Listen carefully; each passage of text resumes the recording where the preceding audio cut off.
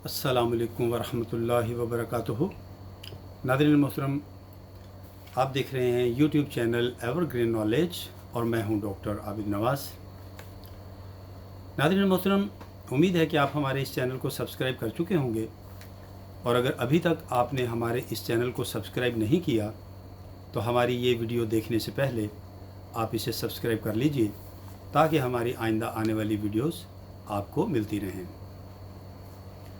नाज़रीन ग्रामी, आज हम उर्दू ज़ुबान व अदब के तलबा के लिए उर्दू का एक मौजू जो है उस पर बात करेंगे, और वो मौजू है मज़मून नवीसी। नाज़रीन मोहतरम, मज़मून नवीसी से मुराद है यानी लेटर राइटिंग, एसे राइटिंग।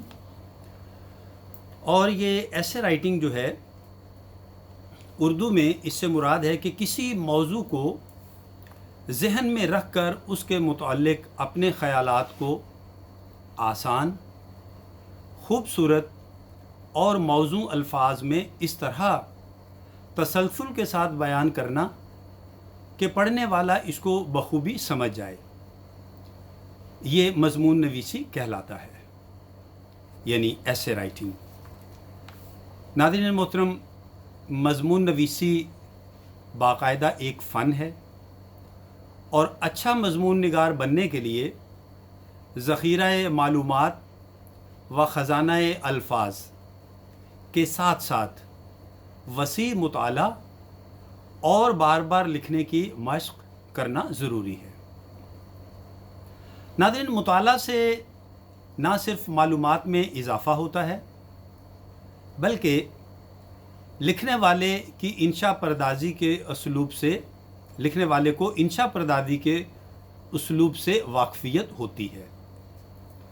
मज़मून नवीसी में महारत हासिल करने के लिए कुछ ख़ास बातों को जहन में रखना बहुत ज़रूरी होता है। नाज़रीन, अब हम उन ख़ास बातों का ज़िक्र करेंगे। पहली बात तो ये है कि मज़मून लिखने से पहले उस मौजू के तमाम अहम पहलुओं का एक खाका ज़हन में बना लिया जाए जिस पर मज़मून लिखना है, यानी मज़मून की तमहीद क्या होगी, इंट्रोडक्शन, कौन कौन सी बातें किस तरतीब से लिखी जाएं, वगैरह वगैरह। इन तमाम चीज़ों को लिखने वाले को चाहिए कि अपने ज़हन में पहले से तरतीब दे ले। दूसरी बात, अपने ख़यालात को अदा करने के लिए आसान, पुरअसर और सही ज़ुबान का इस्तेमाल करना चाहिए। तीसरी बात, तहरीर में उलझाव, अल्फाज की तकरार और गैर ज़रूरी बातों से परहेज़ किया जाए। चौथी बात, मौज़ूए तहरीर में तसलसल और रब्त मज़मून नवीसी की, और रब्त जो है ये मज़मून नवीसी की जान है। और पांचवी बात, जिस मौजू पर मज़मून लिखना हो, नाज़रीन उसके मुताल्लिक़ ज़्यादा से ज़्यादा मालूमात होनी चाहिए। ऐसी बातों से परहेज़ करना चाहिए कि जिससे हुकूमत वक्त, किसी जमाअत, मज़हब या फ़र्द की तज़हीक होती हो, यानी उसकी तज़लील होती हो, इंसल्ट होती हो, या किसी को उससे जो है वो दिल आज़ारी हो। छठी चीज़ ये है नाज़रीन कि मज़मून को कई इक़्तिबासात में तक़सीम करके लिखना चाहिए, यानी पैराग्राफ्स में तक़सीम करके लिखना चाहिए। पूरे मज़मून को एक ही पैराग्राफ में लिखना ये दुरुस्त नहीं। सातवीं बात, पूरे मज़मून को लिख लेने के बाद उसे एक बार ज़रूर पढ़ लेना चाहिए, यानी उसे दोहरा लेना चाहिए। नाज़रीन, ये तो थी वो चंद ख़ास और अहम बातें जो किसी भी मज़मून नवीस को मज़मून लिखने से पहले अपने जहन में बिठा लेनी चाहिए, और इन तमाम बातों का बगौर जायज़ा ले लेना चाहिए کہ کیا وہ مضمون لکھنے کے لیے تیار ہے۔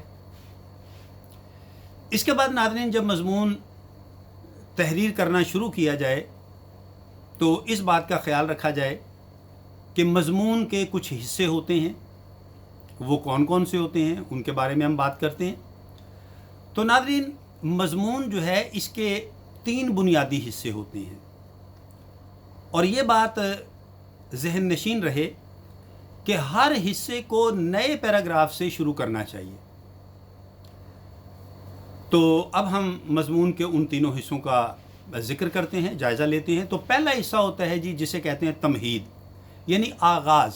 آپ نے مضمون کا آغاز، مضمون کا تعارف کیسے کرنا ہے۔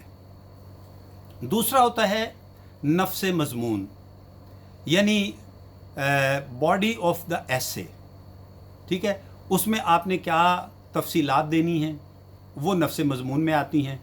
اور تیسرا حصہ ہوتا ہے مضمون کا ناظرین، اسے کہتے ہیں اختتام، یعنی آپ نے اپنے مضمون کو کس طرح سے وائنڈ اپ کرنا ہے، کس طرح سے اختتام تک پہنچانا ہے۔ تو اب ان تینوں حصوں کا ہم مختصر سا بیان کر دیتے ہیں تاکہ طلباء جو ہیں ان کو معلوم ہو جائے کہ مضمون کے یہ 3 حصے جو ہیں کیا ہوتے ہیں۔ تو جیسا کہ ہم نے پہلے بتایا کہ تمہید مضمون کا پہلا حصہ ہوتا ہے، لہذا یہ پہلا حصہ ہونے کے ساتھ ساتھ انتہائی اہم حصہ بھی ہوتا ہے۔ اس میں اصل موضوع یا نفس مضمون سے متعلق کچھ لکھنے سے پہلے چند پر اثر اور زوردار جملے جو ہیں وہ اس طرح لکھے جاتے ہیں کہ جس سے پڑھنے والوں کے ذہن اصل موضوع کی طرف راغب ہوں اور ان کی دلچسپی بھی بڑھے۔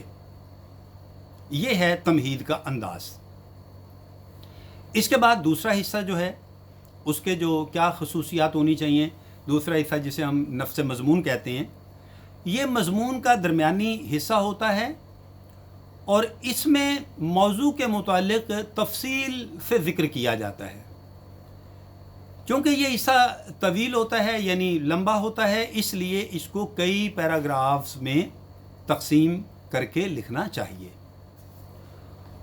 اور تیسرا حصہ جس کا ہم نے پہلے بیان کیا کہ اس کا نام اختتام ہے، یہ مضمون کا آخری حصہ ہوتا ہے۔ اس میں مضمون نویس نے اپنے مضمون کو وائنڈ اپ کرنا ہوتا ہے، اس نے ختم کرنا ہوتا ہے، اختتام کی طرف لانا ہوتا ہے۔ اس میں مضمون نگار کو چاہیے کہ وہ اپنے خیالات کا نچوڑ پر اثر انداز میں لکھے تاکہ پڑھنے والا متاثر ہو اور آسانی کے ساتھ مضمون کے موضوع پر اپنی رائے قائم کر سکے یا اس سے کچھ نتیجہ اخذ کر سکے۔ تو ناظرین کیونکہ ظاہر ہے کہ کوئی بھی تحریر ہو اس میں کوئی نہ کوئی میسج ہوتا ہے، کوئی نہ کوئی پیغام ہوتا ہے، کوئی نہ کوئی درس ہوتا ہے، کوئی نہ کوئی سبق ہوتا ہے، لہٰذا یہ جو اختتام ہے اس میں پڑھنے والے نے یعنی قاری نے اس مضمون کے بارے میں اپنی رائے دینا ہوتی ہے۔ تو ناظرین یہ تھے مضمون نویسی کے چند اصول اور مضمون کے بنیادی حصے۔ تو آج کے لیے اتنا ہی۔ امید ہے کہ میں کچھ باتیں اس موضوع کے حوالے سے آپ تک پہنچانے میں کامیاب رہا ہوں گا۔ ناظرین امید ہے کہ آپ ہماری اس ویڈیو کو لائک بھی کریں گے اور اس کے بارے میں اپنی قیمتی رائے سے بھی آگاہ کریں گے۔ تو اس کے ساتھ ہی ناظرین اجازت چاہوں گا۔ اگر حیات و صحت نے مہلت دی تو بہت جلد آئندہ ویڈیو کے ساتھ آپ کی خدمت میں پھر حاضر ہوں گا۔ تب تک کے لیے اپنا اور اپنے پیاروں کا بہت خیال رکھیے گا۔ اللہ ہم سب سے راضی ہو۔ فی امان اللہ۔